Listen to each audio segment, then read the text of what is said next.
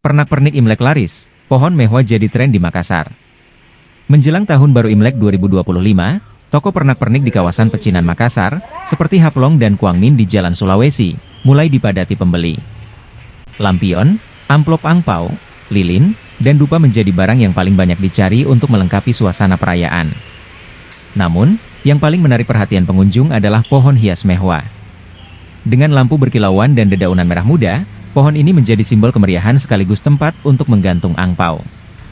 Harga pohon hias ini cukup fantastis, mulai dari 1,2 juta rupiah hingga 15 juta rupiah untuk ukuran besar.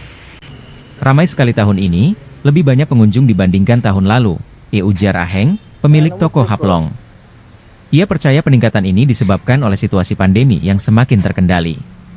Keramaian di toko-toko ini menandakan kembalinya semangat masyarakat untuk merayakan Imlek dengan meriah. Pernak-pernik khas ini bukan hanya dekorasi, tetapi juga membawa kehangatan tradisi dan harapan baru.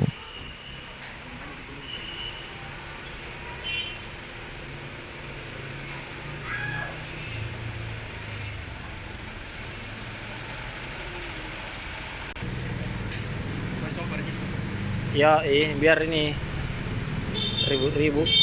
Durasinya aja saya mau kasih panjang-panjang. Sana gitu loh.